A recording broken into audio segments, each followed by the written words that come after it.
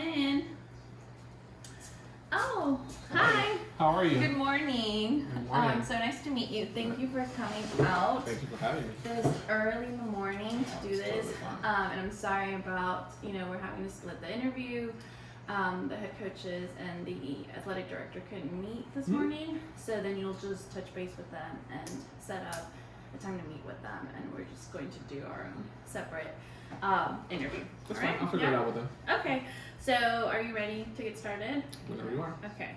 So just to give you a little overview, I'm going to start with questions that give me a sense of who you are as an individual, as a person, and then we'll get into all the good teaching stuff. Throughout, the interview, I'll be taking notes on my laptop. I used to write things out, but dyslexic and I have terrible handwriting, so I'm just like, I'll be typing up as we go. So do you have any questions before we get started? No. No? All right, so let's start. Can you tell me a little about yourself, including why you became a teacher? Of course, yeah. Well, I have a beautiful family. I have 2 kids. My daughter and my son. She is 6. He is 4 now. They're both a handful, but they push me to be better, I would say. Kids do that. Yes. I think everything I do is for my family. I'm a huge sports fan. Pretty much grew up playing sports all my life, but I'm definitely more passionate about 2, soccer and football, both being both. Which is what you've coached, correct? That's correct, yes. Okay, awesome. I love playing sports as a kid, and that's kept me out of trouble, especially not having the best influences around. So growing up with my siblings, they're all much more older than I am. So it was one thing that I always relied on was sports and being in school. So you're the youngest. I'm the youngest. What is so the age difference, if you don't mind me from asking? my other sister, it was 15 years. Oh, okay. So they could be my parents. So that's the reason. Yeah, considering like teenage pregnancy, I guess. So, yeah. Correct. Yes. And seeing some of my favorite coaches be teachers always motivated me to be the same as an adult. So once I started college, I decided to pursue that and be a Spanish teacher and either a soccer or football. Yeah, and you've gone to do all of those things, correct? Correct. So, yes. Okay, awesome. Thank you for sharing that. So as we all know, COVID, the pandemic changed a lot of things in education, and it really took a toll on educators to the point where we now have a teacher shortage, right? So it is very common for teachers to experience burnouts even early on in the year. So with that being said, how do you cope with stress? Like, what are those things that keep you coming every day, back to your job? Honestly, laughter. Laughter is a big one. I love, I think it's having a good sense of humor is important. But also like to, I like to stay active. So I'm a big runner, practice for marathons and things of that nature. And being, active. And I also practice meditation. So it's one of the things that, keeps me in, like me and my family help me stay well grounded. So that's one of the things that have helped me, especially through this COVID situation.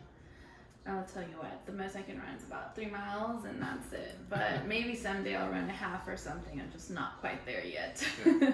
But it's great that you and I think it's also, you as a coach, it's important that you also live a healthy lifestyle outside of just coaching. I think that's a great example for your athletes, so that's awesome. So now, why do you want to work at this school?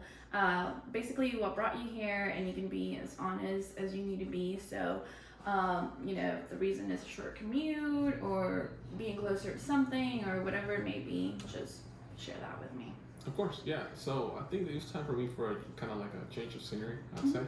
I've been in Conroe High for about 5 years, and prior to that, I was in Dallas. So, like for Dallas, about 6 years. Was it Dallas, like inner city Dallas ISD? Dallas, okay, correct. So it was while I enjoyed time there, I learned a lot, and I think I'm ready for my forever home now. That school there where I can work until I retire, personally. So everyone in the district has been, has a lot of great things to say about this campus and the momentum that it's creating, and what it's been happening in the recent years. Yeah, we've grown a lot. So I see that. So knowing that, I'm also very familiar with this side of town, and how rapidly it's growing, and the school is becoming more diverse with that expansion. I think it's great that the ninth grade campus is a ninth grade campus now, and I think that thanks to you as a leader and a lot of great things happening, it's very motivating to see the growth from the outside. Oh, thank you. Yeah, I mean, okay. my teachers are phenomenal, and the kids that we're getting, they're just. Yeah, and you it's guys good even group. passed Connor up, in many areas. Yeah, so it's, we have. it's very motivating, and I like to be part of those, for personal achievements and growths for my own career. Yeah, okay. Awesome. We certainly have grown a lot. We are getting a lot more diverse.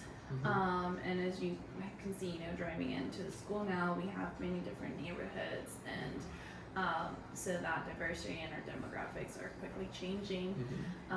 So I wouldn't say it's the easiest campus to work at, but I do find it very rewarding to work here. So, That's great to hear. yeah, so while speaking of challenges, how do you handle students that are difficult or challenging to teach and or coach, for example? Well, I think it's important to find the root cause of the behavior instead of simply, thinking labeling a student as bad or unmotivated.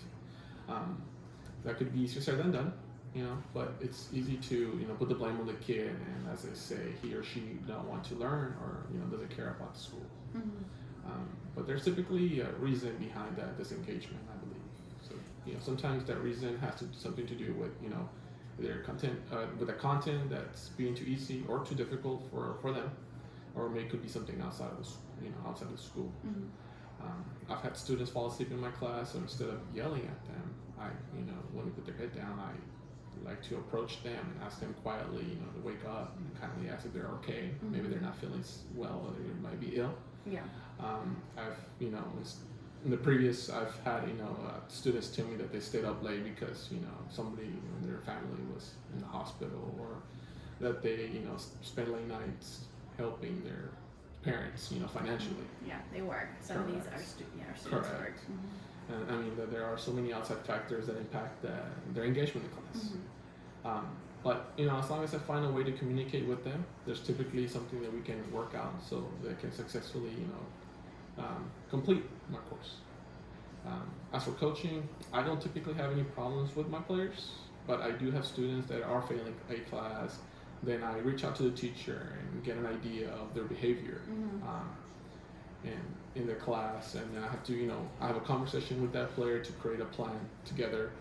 So, how do we work as a team and make sure that they pass that class, and or plan on to improve their behavior, whether they be one or the other. Yeah, and I think with student athletes, you typically do have that sort of like you luck out with them because they care so much about the sport that they know they need to pass their classes, and they stay on top of things. And so it's important that you as a coach also advocate for them. Create a student athlete. Yeah, and that the students, that your players understand that they can't just be athletes. That Correct. there's also the academic component to it. And in regards to them sleeping in class, it is very common. I see that in my classrooms when I do my walkthroughs, but it's just we're starting so early now. Yeah. School starts really early, and that's because with all the growth, the traffic here is just terrible, just to be honest, right? So that's something that you also, if you were to work here, that's something that you need to plan for. It's such a short distance, you can live like technically 5 minutes away, 5 miles away, but it's definitely not going to take you like 10 minutes to get here, approaching those the school hours. So, and that's something that it's been difficult to push in the recent years as far as our start time. But on the other hand, we get out early. The students get out early. They get to go do their sports, do all the extracurriculars much earlier. And I think if you have that balance, like you're home typically by 5 or something, which is different from the rest of everyone else, them leaving work like 9 to 5. Correct. Here we work with like a 7 to 2:30, but yeah, it has been difficult managing that traffic, but you just have to keep the students engaged and hope that it's not anything too terrible happening outside of school, that's making them fall asleep, but if there is something that's causing that, then of course we get to the root of it and we solve that as a team, like you said. So yeah. Okay, moving on. So what are the qualities you think a teacher should possess. So how does a teacher's personality affect their teaching?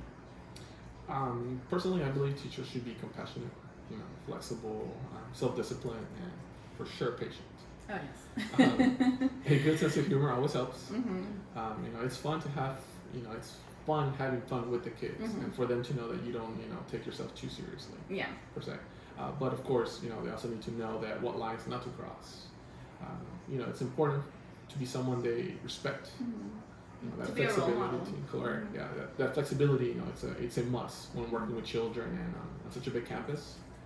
You never know when the fire alarm might go off and ruin a perfectly planned lesson plan. Mm-hmm. Being patient with the kids is also key because although some of them think that they're grown, they're still children, Yes. and they will do things that test your patience and push your buttons. Being understanding and compassionate will never go out of style. Yes. Hold on a second. I lost my. I mean, you're fine. Okay, so where are we now? Okay. Yeah. So what about like how does a teacher's personality affect their teaching? That second part to it. So I consider myself a self-disciplined person, and I like to keep myself, accountable. Every teacher has their own personality, which I feel is different feel for culture because of the teacher. Mm-hmm. I like to think myself as a fun teacher that has high expectations. My students know that there's things to learn and work to do, but we'll have fun in that process. Mm-hmm. While my side of the classroom is reflected in the way that I work with my students. Okay, great. So I guess you don't have to just change who you are, Correct. like to be a teacher. It's kind of like who you are as a person. Correct. That's reflected And it in the carries classroom. into my classroom. Into your classroom. Awesome, yeah. So now talking about parents and community outreach, how do you like to communicate and build relationships with parents? It's very important. I think it's consideration to consider parents and key collaborators to ensure that the student success in the classroom. I like to use media teacher nights as a first opportunity to meet them, meet their families.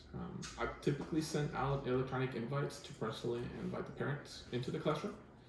And during those events, so as soon as I know that the school automatically sends some of those invites, but I like to create one for my own. My wife usually helps me; she's great at doing those things. So it's for my to send them out for the invites to come on in and meet them personally, so that they know that I'm also sending one personally from my own. Yeah, awesome. As far as my athletes, I have mandatory parent and guardian meetings. For those interested in playing before tryouts, and then other mandatory ones throughout the season. I like to maintain open and ongoing communication with the parents throughout the year, and to celebrate small wins, or if they have behavioral or academic issues, we can discuss those as well.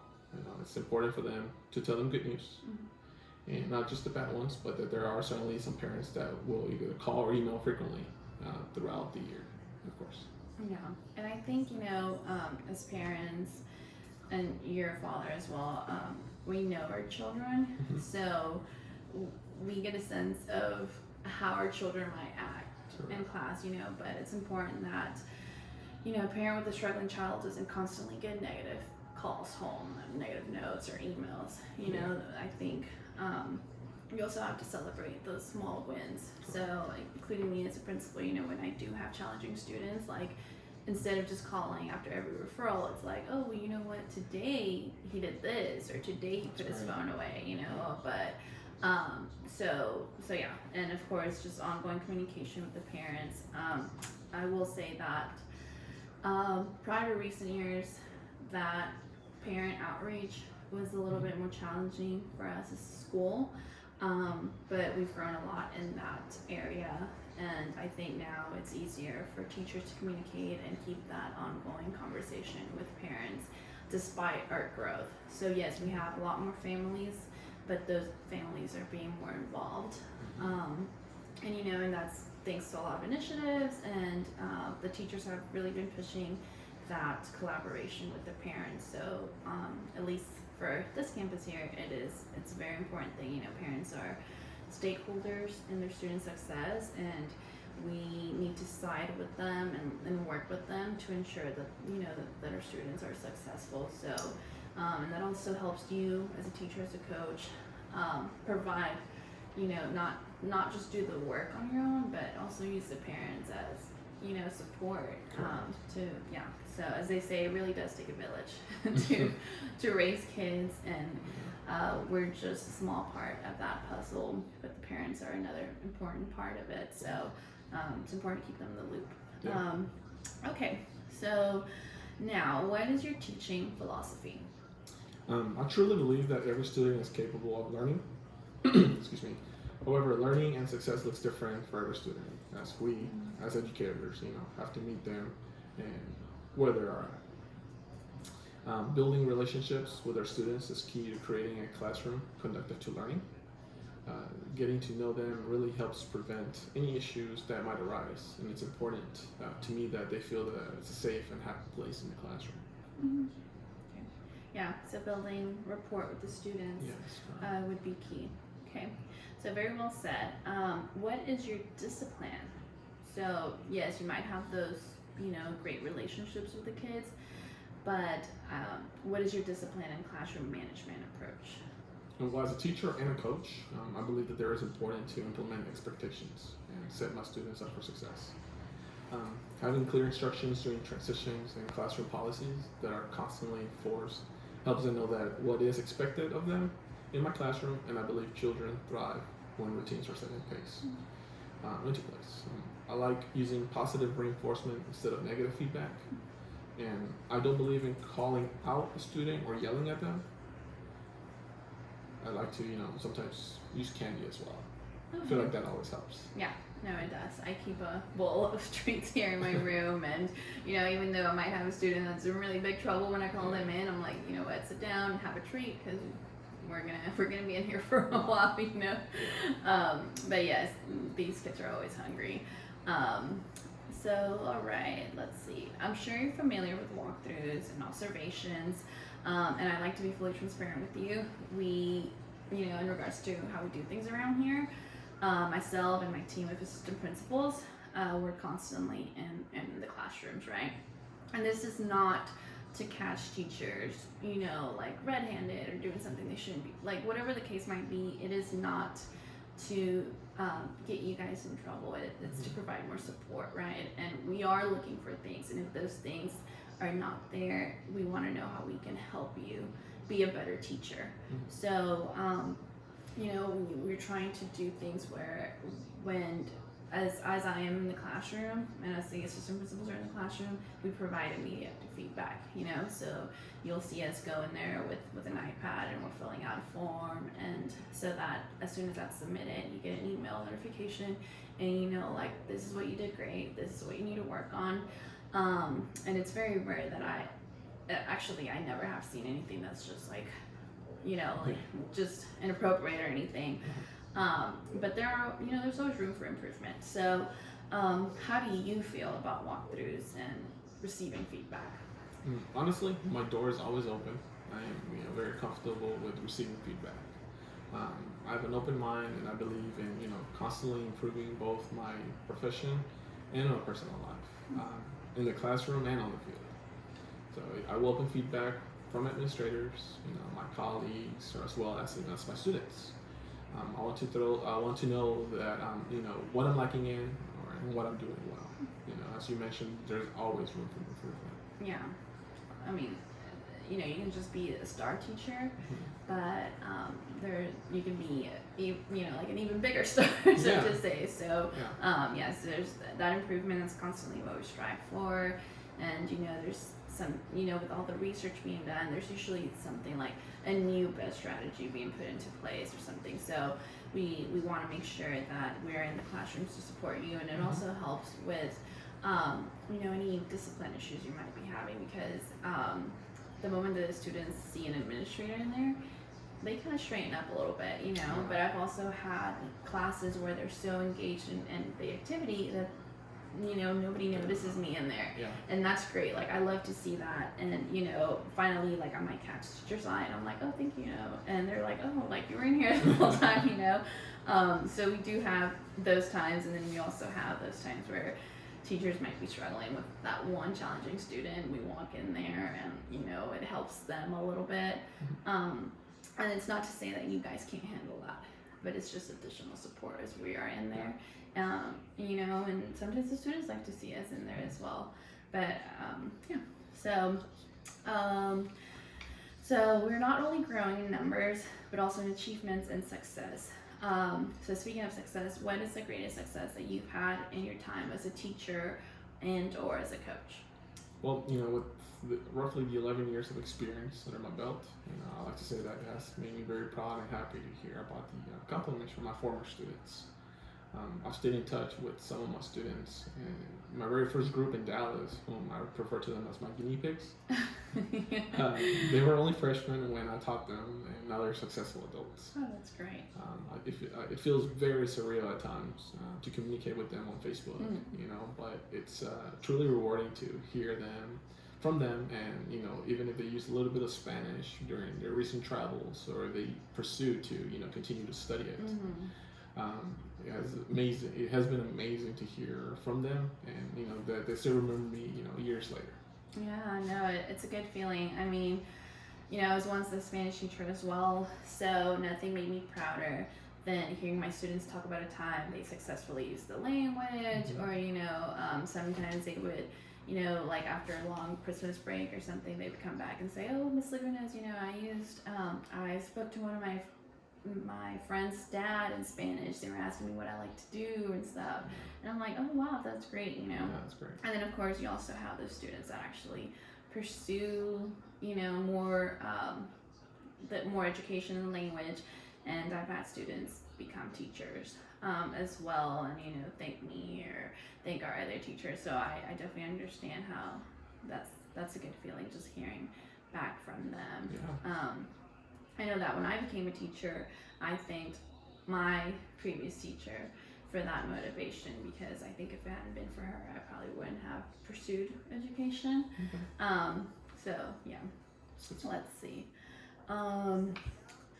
So tell me, what do you like most about teaching? Let's see. Honestly, I think it's when the students' face light up when they finally understand a new concept or material. They have the kind of aha moment, and they celebrate themselves as well as their peers. They have this hilarious way of saying "let's go" after their achievement. So basically, I like seeing them learn and for them to be proud of themselves for learning. Yeah, it's important to celebrate those things. And the boys, we hear it all the time. They like to say "let's go," and sometimes I'm in classrooms and they're playing some sort of game, and you can hear the little like ding ding when they get an answer correct. They're all like "let's go," and it's so loud at times, but it's hard to ask them to settle down, because they're celebrating that they're learning what they're supposed to be learning. So I think there's a level of noise that a happy classroom has at times, so it's sometimes the teachers are like, oh, I'm sorry, they're being so loud. I'm like, no, like, don't apologize. Like, your kids are learning, they're happy that they're learning, so what are you gonna do about that? It's I love to see that. So of course I have to ask you the opposite now. So what is your least favorite part about teaching? One thing that discourages me, about this profession is the lack of funding for the public school system. There are many things teachers need that they must provide of these things for their classrooms, because there's no, sufficient funding at the moment. This also affects athletics, of course. So I just wish that there were more funds for such an integral part of life. Our kids are the future, and we should invest in them, and as well as the education system as for the whole. Other than that, I really love what I do. Yeah, that's great. And of course, as far as funding, like we as leaders, we are in charge of the budget, but we can't do any more with that budget than what is given to us from the state, and of course, the things that we do with that budget, that has to be approved by our school board and, by the superintendent. So, I mean, at times the superintendent doesn't even have much to do with it, in fact. So it is difficult. I can definitely understand it. Like I said, as a previous teacher and now principal, like I can only wish that all of my teachers got paid what they deserve, and they deserve a lot more, in regards to pay compensation. But unfortunately, the funding just hasn't been there, and it's a very difficult battle, to put up and fight against the state. So, and also, as you know, since you work for the district, we do run a pretty conservative budget to avoid any deficits. Yeah. So there, I have heard from my teachers, comparing what this district got around the state or, something, but behind the scenes is the truth is that they're running on a deficit budget. And that's just not something that we believe in as a district, So we work and we do what's best with what the state provides, and so we go from there. I know Conroe keeps a tight budget. As a district. Yeah, and I think as long as you're happy with the work that you're doing, it makes up for that. We certainly aren't in the business for the money, but there are other things that are more rewarding, and it's all about the students. Yeah, ultimately, as long as we do what is best for our kids, for the students, we're on the right path. And, we might not get paid a certain amount of dollars, but we get paid in other ways. And like you said, by them learning or them thanking us years later, I think that's where the actual compensation is. So, we just do right by them and hope for the best and hope that they learn, that they grow to be successful adults. Yeah. Definitely. So kids matter the most. Yeah, they do. So can you tell me how you incorporate technology in the classroom? Absolutely. I've integrated technology into the lessons to enhance the learning experience. For instance, I use interactive whiteboards for engaging multimedia presentations, online educational games to reinforce concepts, and digital platforms for assignments and assessments. I also make sure to teach my students how to use Google tools such as Slides and Docs to create projects and assignments. Okay, awesome. Yeah. And, recently, just this past year, actually, we became a one-to-one campus. We were a little bit behind in that aspect because, although some teachers did have a Chromebook cart assigned to their classroom, not every teacher did. So it was a long process, of doing that. But we found it to be very important for every student to have access to technology. And not just in the classroom, but also outside, because you'd be surprised how many students, didn't even have Wi-Fi at home. And that was something that was very sort of like shocking when the pandemic started. But I think now after that it became more evident that it was a necessity. So a lot of parents have worked towards providing like that resource at home.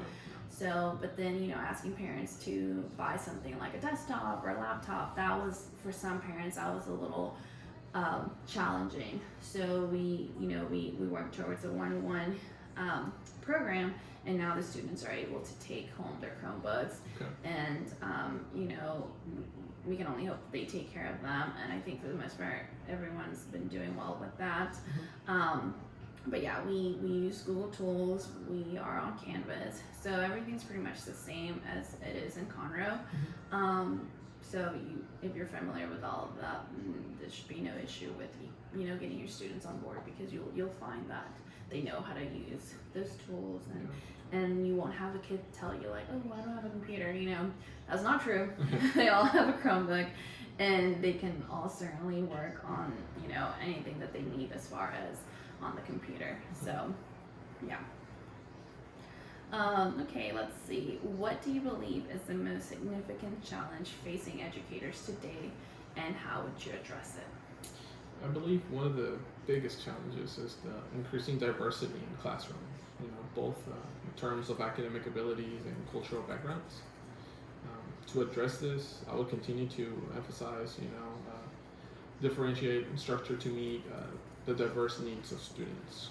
Additionally, I would promote culturally responsive teaching practices to ensure that all students feel valued and included in the learning processes. Professional development and collaboration with colleagues would be key in staying updated and effective in addressing these challenges. Yeah, that collaboration with your colleagues, which is what we would consider a PLC.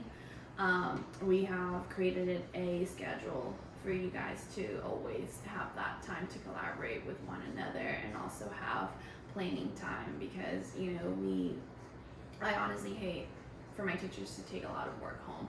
So, given the recent transition to a block schedule, we have made sure that every teacher has that planning time, conference time, as well as a PLC time so that, it kind of lightens the load, right? Yeah. I know that you guys have so much to do, and then you know, as a coach, I know how that load is, and we try to lighten that by giving you guys more time, within contract hours to get stuff done.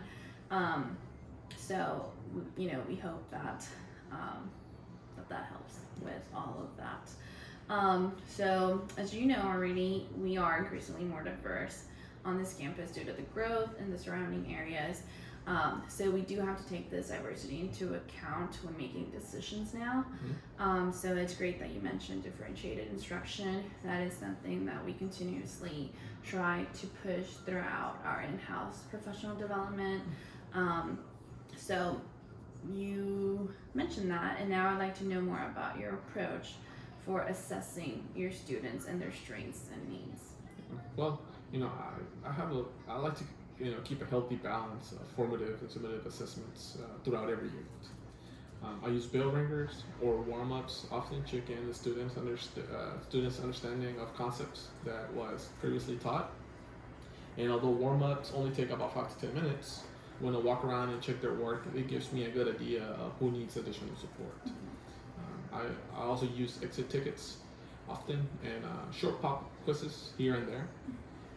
I love having end of unit projects where the student can get to show me what they have learned and also get to be creative.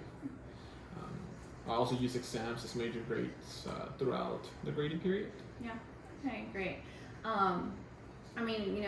have the same expectations as far as grades. So 3 major grades and I believe it's 12, kind of like there's 12 daily grades throughout.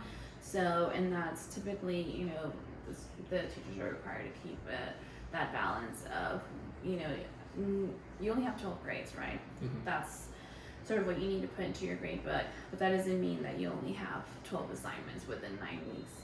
It's just like it's a matter of picking what is going to go actually in your grade book, and that's just a minimum.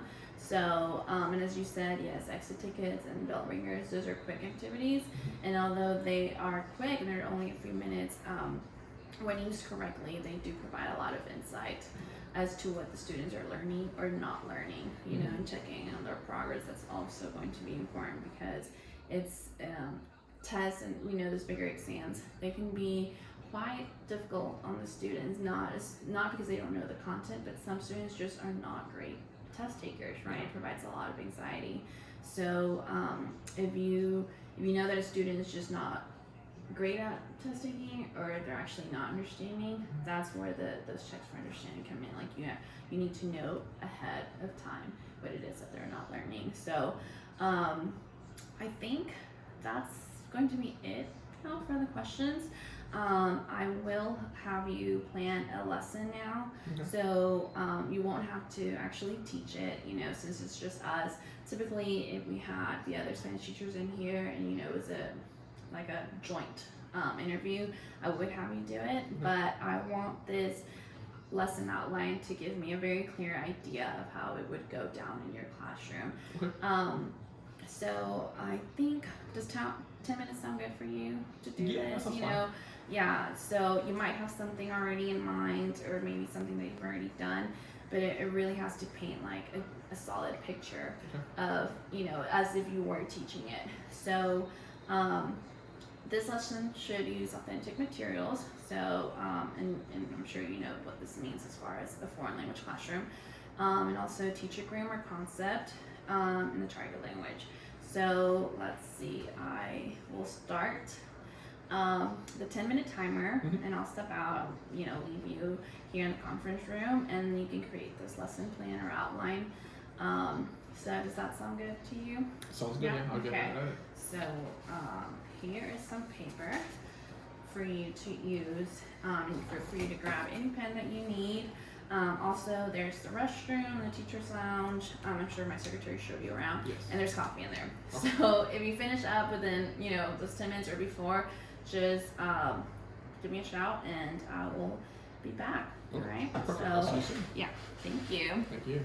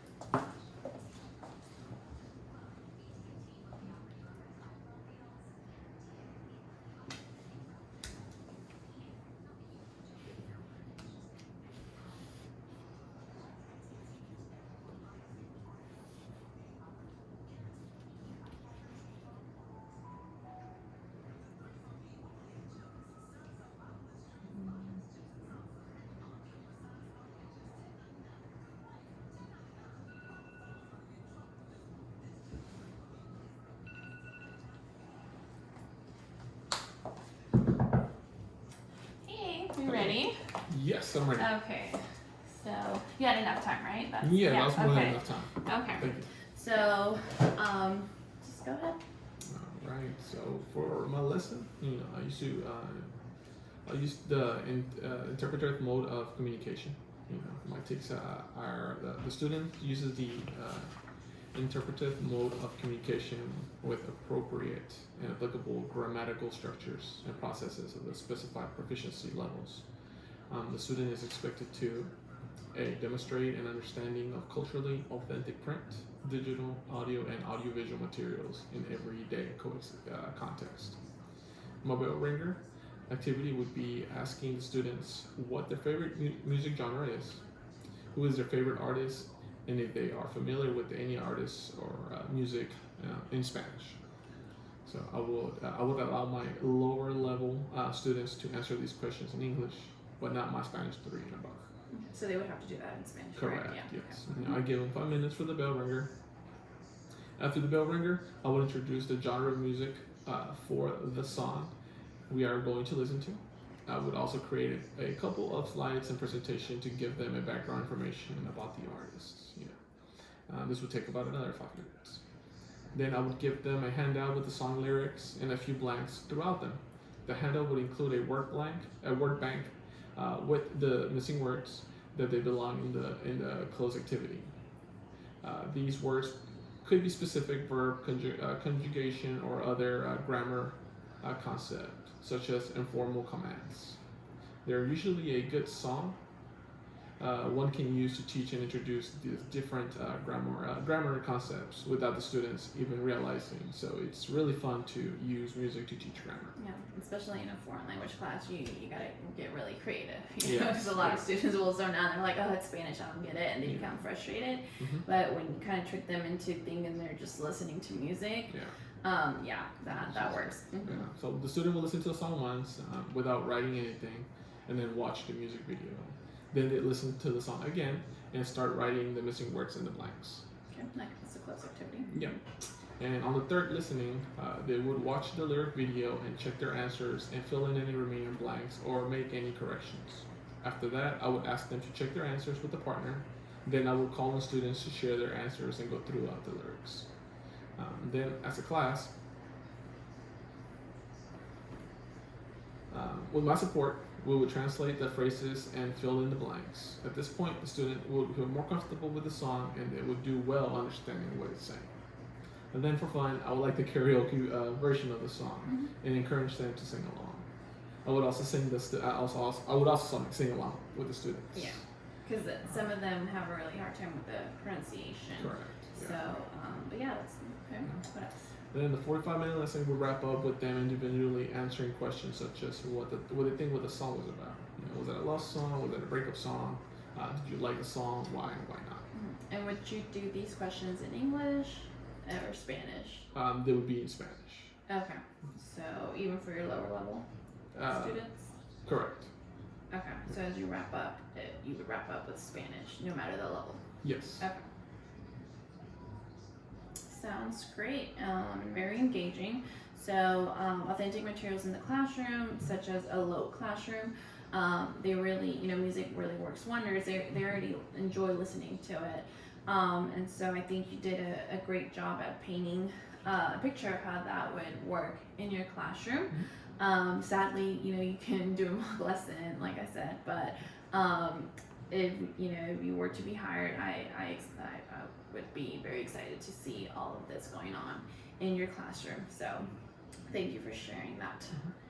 Yeah, I've even had students look up more music from the artists, and we'll learn from them in class and listen to them artists on their own. Oh yeah, that's great. Yeah, I love that. Well, I suppose we can start wrapping up. So, but before we end or we wrap up, do you have any questions for me in regards to the school or anything? Yeah, actually, I would like to know how you would describe your school's culture. Okay. So I truly believe that we have created a positive school culture in the last few years. Everyone in the building, feels that level of success that we've been having, and we're more confident as a group to compete and function like a 6A school. We even have, we created these shirts that say, the whole thing. As you have worked for the district, you understand that we were usually seen as the underdog, right? So a lot of these shirts that the students create, they're sort of like rising above that standard that the district has set for ourselves.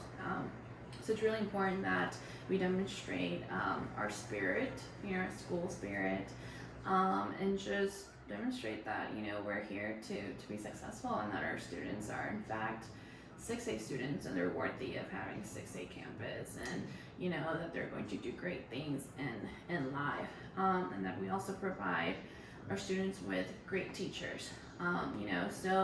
So I think there's a sense of belonging and warmth when visitors, and especially your parents, come in now, which wasn't the case before. I think parents were kind of like scared to come into campus, especially our non-English speaking parents. But we have created a school that welcomes everyone, and our parents. So a lot of those community outreach initiatives have really helped create that sense of community, and we're constantly just celebrating every small win or big win, whether it's in athletics, UIL, academic, just in the classroom, like in the lunchroom, anything that we have improved and that has helped our students feel more welcomed here. We celebrate, as well as also focusing on those things that we need to improve, because like I said, there's always room for improvement. And we all play a very important role on this campus, from no matter your job title, our custodians are phenomenal. They get along with the kids as well, especially the ones that work day shift, because they get to see the students.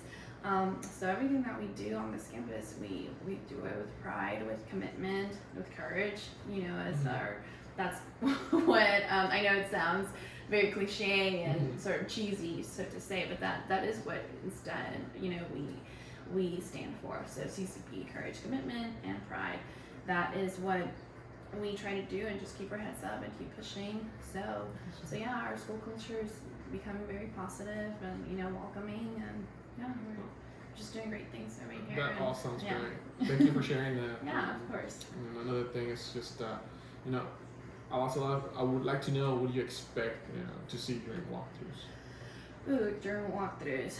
Well, of course, as the whole district has been doing so in recent years, we really have been pushing for the use of technology and collaborative learning. So with that said, we do expect our teachers and students to work using Kagan strategies. Students are also familiar with their CHAMPS guidelines, which, they do it. We have that through every school in our district, so I'm sure you know about it. So those are, some things that I look at when I visit classrooms, and these things are not always observable, within the 5 or 10 minutes that I might drop in during a visit. But, which is why I try to sort of like stagger my visits. If I know that I already visited a teacher this week within the first 5 minutes, then maybe let me catch that teacher in the middle of the lesson, right? Or maybe at the end, like how do they? So I'm not always going to go to the same teacher during the same time, during the same class period, because then, I might not get to see some of those things that I'm looking for. So it's not that I'm looking like, oh, well, that teacher wasn't doing this. I obviously have to take into account what was the time in the class period that I went. I can definitely tell you that we tried to avoid those classrooms during after lunch. Yeah. It's that lunch period is a tough one. I don't know what happens to the kids once they have that food in their system. And we have to be out there in the cafeteria with such a massive growth and so many kids on campus. Any minute a break can a fight can break out in those lunchrooms. So we are out in lunch duty during those. So I think as a teacher, and if you were to work here, you know that's sort of like a sense of relief, because at least we're not going to be in there during 5th period, because it's just not a good time for everyone involved. It's a great time for the kids, but we do 5th period is sort of not the ideal classroom for us to see. But other than that, any 5 to 10 minutes in any other period is up for grabs as far as us walking around and getting in those classrooms. We also want to ensure that your lessons are aligned to the TEKS, right? Because those are our standards. That you have your objectives and your success criteria, and maybe sort of like a little agenda of what it is that you're doing with the kids that day. And I think that's important for the students to see. I'm sure that you get asked like, oh, what are we doing today, right? So as long as you have it on the board, I used to do that with my kids, because after hearing that like 100 times a day, what are we doing today, miss? What are we doing today? I'm like, listen, just read the board. It has a little bullet list of what you have. So that's also something that I like and I expect to see in the classrooms. And so we do it just to support you guys and support the students as well. So not to look for anything negative, but just to see what it is that you guys are up to, and what additional support you might need. So that's what we use walkthroughs for. Well, that sounds great to me. Working at Conroe has helped me grow in these areas, so I'm familiar with all of this. Leslie, what's your timeline for your next steps from here? We had to split the interview, unfortunately. So you will be meeting with the athletic director and I believe the soccer head coach or the football. Yeah. So they'll take care of that aspect of this, interview process. And then I will touch base with them and we will go from there.